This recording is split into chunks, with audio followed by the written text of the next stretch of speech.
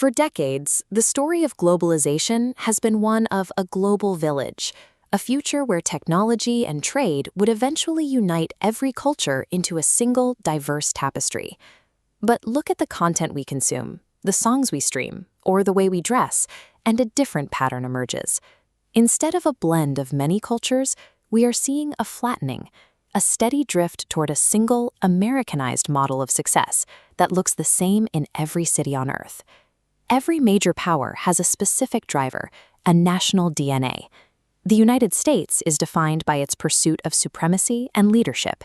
In contrast, the European Union centers itself on protecting the quality of life, prioritizing work-life balance and social stability. India's DNA is currently set to a different frequency. Shaped by generations of scarcity, the core driver here is an urgent, often chaotic climb to secure enough financial wealth to finally feel safe. To reach that safety, India is rapidly adopting Western systems. But those systems often require dismantling the traditional, community-based structures that functioned as India's social safety net for centuries. As the new middle class grows richer, they lose the cultural anchors, the family structures and local ties that once defined them.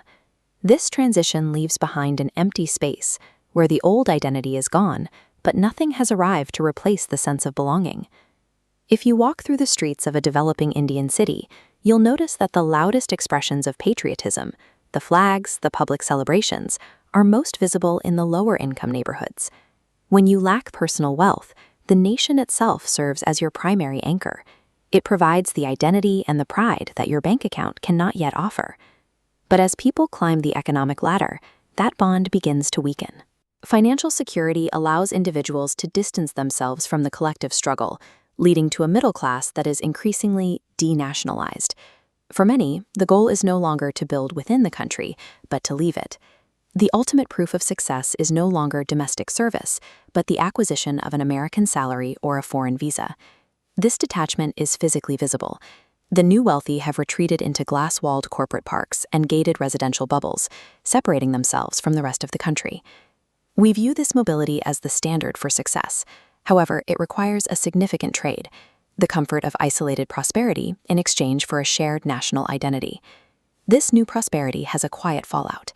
We are seeing a generation that is statistically more successful than their parents, yet describes themselves as structurally and deeply miserable. The workaholism required to build these new lives eventually becomes the very thing that traps people.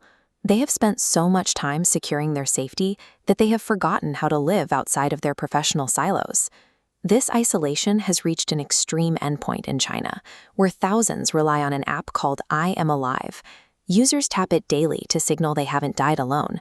If the timer hits 0, an automated emergency message is sent to their contacts. This level of solitary existence is the complete opposite of the loud, chaotic, and highly connected community living that defined Indian life just one generation ago. The rapid adoption of an Americanized work culture isn't just about changing how we earn money.